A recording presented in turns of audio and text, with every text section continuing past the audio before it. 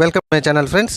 ఈ వీడియోలో మనం 2027-28 అకాడమిక్ ఇయర్కి సంబంధించి నవోదయలో 6th క్లాస్ అడ్మిషన్ ఏ విధంగా చేయాలనేది స్టెప్ బై స్టెప్ క్లియర్గా ఎక్స్ప్లెయిన్ చేస్తాను. ప్లీజ్ స్కిప్ చేయకండి, లాస్ట్ వరకు చూడండి, మంచి ఇన్ఫర్మేషన్ దొరుకుతుంది. ఇట్లా లేటెస్ట్ అండ్ ఇన్ఫర్మేషన్ వీడియోస్ కోసం మన ఛానల్ సబ్స్క్రైబ్ చేసుకోండి. ఇదిగోండి ఇక్కడ ఫస్ట్ లింక్ మీద క్లిక్ చేయండి. సో ఈ విధంగా వస్తుంది. ఇక్కడ ఎస్ మీద క్లిక్ చేయండి ఫస్ట్ పాయింట్. అండ్ సెకండ్ వచ్చేసి మీకు ఆధార్ కార్డు ఉందా అని అడుగుతుంది, మీ పాపక బాబుక ఉంటే ఎస్ మీద క్లిక్ చేయండి, ఆధార్ నెంబర్ ఎంటర్ చేయండి, సబ్మిట్ మీద క్లిక్ చేయండి. ఒకవేళ ఆధార్ నెంబర్ లేకపోతే మనం రెసిడెన్స్ సర్టిఫికేట్ అనేది అప్లోడ్ చేయాల్సి ఉంటుంది, అది గుర్తుపెట్టుకోండి. ఓకే, ప్రతి ఒక్కరికి మ్యాక్సిమం ఆధార్ కార్డులు ఉన్నాయి అండ్ ఆధార్కి మొబైల్ నెంబర్ కూడా లింక్ ఉన్నాయి, లింక్ ఉండాల్సిందే కూడా. ఇదిగోండి చూడండి, ఇక్కడ ఎస్ అంటే కనుక ఆధార్ లింక్ మొబైల్ నెంబర్కి ఓటీపీ వచ్చింది, ఆ ఓటీపీని అక్కడ ఎంటర్ చేసేసి ఆ రెడ్ కలర్ మీద క్లిక్ చేస్తున్నా. ఓకే, సో ఖచ్చితంగా మీకు గుర్తుపెట్టుకోండి, ఆధార్లో ఉన్నటువంటి పేరు and date of birth as it ఈస్గా ఫెచ్చింగ్ అట్లనే అవుతుందండి. ఒకవేళ మీకు మిస్ మ్యాచ్ ఉన్నది డేట్ ఆఫ్ బర్త్ లేదంటే పేరు అంటే కనుక ఖచ్చితంగా మీరు ఫస్ట్ ఆధార్ కార్డులో మీరు కరెక్షన్ అయితే చేసుకున్న తర్వాత ఈ అప్లికేషన్ అయితే చేయండి, ఎందుకంటే name and date of birth edit చేయడానికి అవకాశం లేదు. అండ్ ఇక్కడ చూడండి, మదర్ నేమ్ అడుగుతుంది, ఆల్రెడీ ఫాదర్ నేము అక్కడ మీకు బై డిఫాల్ట్గా ఆధార్లో ఉన్నటువంటి ఫాదర్ నేమ్ ఆల్రెడీ వచ్చింది. ఒకవేళ రాని వాళ్ళు ఫాదర్ నేమ్ ఎంటర్ చేయండి. అండ్ కింద మదర్ నేమ్ అడుగుతుంది, సో మదర్ నేమ్ ఎంటర్ చేయండి, ఫుల్గా ఎంటర్ చేయండి, ప్రతి డీటెయిల్స్ కూడా 1-2 సార్లు చెక్ చేసుకోండి. అండ్ మేలా ఫీమేలా కూడా చెక్ చేసుకున్న తర్వాత ఇక date of birth already freeze అయిపోయింది. తర్వాత పేరెంట్కి సంబంధించి మొబైల్ నెంబర్ ఎంటర్ చేయండి అండ్ పేరెంట్కి సంబంధించిన ఈమెయిల్, ఇది ఆప్షను ఉంటే వేసుకోవచ్చు, అంటే రాసుకోవచ్చు, లేకపోతే లేదు, నాకు ఉన్నది కాబట్టి నేను రాసేసుకుంటున్నా. అండ్ పక్కనే మీ యొక్క కేటగిరీ, మీ యొక్క క్యాస్ట్ సెలెక్షన్ చేసుకోండి. ఇక్కడ గుర్తుపెట్టుకోండి, మన క్యాస్ట్ పర్టికులర్గా అప్లోడ్ చేయాల్సిన అవసరం అయితే లేదు, ఇక్కడ రెడ్ మార్క్లో ఉంది, మీరు చదువుకోవచ్చు.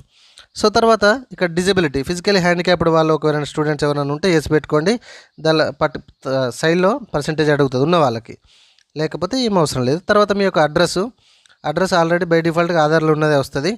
ఓకే, సో మీకు ఇంకేమైనా యాడ్ చేసుకున్నారంటే యాడ్ చేసుకోవచ్చు. అండ్ పిన్ కోడ్ నెంబర్ కూడా ఏమైనా చేంజ్ చేసుకునే అవకాశం ఉంటే చేంజ్ చేసుకోవచ్చు. ఫ్రీజ్ అనేవి మాత్రం అట్లా గ్రే కలర్లో ఉంటాయండి, రిమైనింగ్ అన్నీ కూడా మనం ఎడిటేబుల్ చేసుకోవడానికి అవకాశం ఉంటుంది. సో తర్వాత ఇక్కడ చూడండి, మీ స్టేట్ సెలెక్షన్ చేసుకోండి.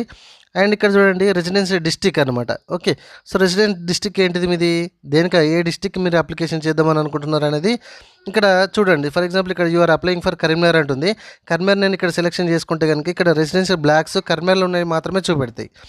పైన ఒకవేళ వేరే మీకు డిస్టిక్ సెలెక్షన్ చేసుకుంటే ఇక్కడ కింద ఆ డిస్టిక్ సంబంధించినవి మాత్రమే బ్లాక్స్ నవోదయకు సంబంధించి చూపెడతాయి. ఓకే, తర్వాత ఇక్కడ NIOS ఉంది కదా, national institute of open school అనమాట. మీ స్టూడెంట్స్ అంటే మీ పిల్లలు ఏమన్నా ఓపెన్ స్కూల్లో ఏమన్నా చదివితే కనుక అక్కడ ఎస్ పెట్టుకోవాలి. మా బాబు ఓపెన్ స్కూల్ ఏం చదువుతాడు రెగ్యులర్ కాబట్టి నేను నో పెట్టిన. ఓకే, తర్వాత ఇక్కడ చూడండి 5th క్లాసు అండ్ రెసిడెన్సీ అంటే మీ యొక్క ఇది ఆధార్ ప్రకారం మీ అడ్రస్ రెండు సేమ్ అయిన డిస్టిక్స్ అని అడుగుతుంది. ఓకే, అంటే చదువుతున్న డిస్టిక్ 5th క్లాసు అండ్ మీ ఆధార్ ప్రకారం ఉన్నటువంటి మీ యొక్క రెసిడెన్స్, ఓకే, మీ అడ్రస్ రెండు సేమ్ అయినా అడుగుతుంది డిస్టిక్స్. సో ఒకవేళ ఎస్ ఉంటే కనుక ఎస్ పెట్టుకుని అవును అని అనుకునే వాళ్ళు, లేకపోతే నో పెట్టేసుకోండి. సో నో పెట్టేసుకుంటే ఏంటంటే ఇక్కడ మనకు ఆ స్టేట్ అనేది సెలెక్షన్ చేసుకోవాల్సి వస్తుంది. అండ్ పక్కనే ఏ డిస్టిక్ అనేది మీరు ఇక్కడ సెలెక్షన్ చేసుకోవాల్సి వస్తుంది. చూడండి, నేను ఎస్ పెడితే కనుక ఆల్రెడీ బై డిఫాల్ట్గా అది ఫ్రీజింగ్ అయిపోయింది. సో మాది బాబు ఒక్కడ చదువుతున్నాడు, మేము ఒక్కడ మా రెసిడెన్స్ ఒక్కడ కాబట్టి మేము నో పెట్టేసుకున్నా, అది ఎక్కడ ఏ డిస్టిక్ అనేది సెలెక్షన్ చేస్తున్నా. ఇక్కడ చూడండి, కరీంనగర్కి సంబంధించి మీరు ఏ బ్లాక్ మళ్ళీ చదివేది కొన్ని ఉమ్మడి జిల్లాలో వస్తున్నాయి, కొంత లేటెస్ట్ డిస్ట్రిక్ట్స్ కూడా మనకు అక్కడ కనిపిస్తున్నాయి. కన్ఫ్యూజ్ కాకండి, ఇక్కడ ఏమైనా ఉంటే కామెంట్లో అడగండి, ఎక్స్ప్లెయిన్ చేస్తాను. ఓకే, సో తర్వాత ఇక్కడ లాంగ్వేజ్, సో ఎగ్జామ్ రాసేటటువంటి లాంగ్వేజ్ పాపన బాబా ఇంగ్లీష్లో రాస్తాడా తెలుగులో రాస్తాడా, మీ కన్వీనియంట్ లాంగ్వేజ్ అన్నీ కూడా ఇక్కడ ఉంటాయి. సో ఏ లాంగ్వేజ్లో రాస్తారనేది లాంగ్వేజ్ సెలెక్షన్ చేసుకోండి. పైకి స్క్రోల్ చేస్తే ఇక్కడ ప్రీవియస్ స్కూల్ డీటెయిల్స్, అంటే మనము 3rd class 4th class 5th class 3 క్లాసులకు సంబంధించిన ఇన్ఫర్మేషన్ మనం ఇవ్వాల్సి ఉంటుంది. ఓకే, స్కూల్ నేము అండ్ అది రికగ్నైజ్డా కాదా, సో ఖచ్చితంగా రికగ్నైజ్డ్ స్కూల్స్ మాత్రమే మనకి ఇక్కడ ఉన్నప్పుడు మాత్రమే ఇది అప్లికేషన్ చేయడానికి అవకాశం. సో అక్కడ నేను 3rd 4th 5th so different స్కూల్లో చదివితే డిఫరెంట్ స్కూల్లో పేర్లు రాయండి. మా బాబు ఒకటే స్కూల్ కాబట్టి ఒకటే స్కూల్ పేరు మొత్తం రాసేస్తున్నా. అండ్ అన్నీ గవర్నమెంట్ రికగ్నైజ్డ్ కాబట్టి రికగ్నైజ్డ్ ఉంది. అండ్ ఇక్కడ అర్బన్ ఆర్ రూరల్ అంటే విలేజ్లలో వస్తుంది, అర్బన్ అంటే పట్టణాలు లేదంటే మున్సిపాలిటీ ఏరియా కిందకి వస్తుంది. సో నేను పెట్టేసుకున్నా. తర్వాత మన తెలంగాణ స్టేట్లో మాత్రం జూన్లో స్టార్ట్ అయితే ఏప్రిల్లో క్లోజ్ అయిపోతుంది అకాడమిక్ ఇయర్స్. అట్లా 3 సంవత్సరాల అకాడమిక్ ఇయర్స్ మెన్షన్ చేయండి ఇట్లా. ఓకే.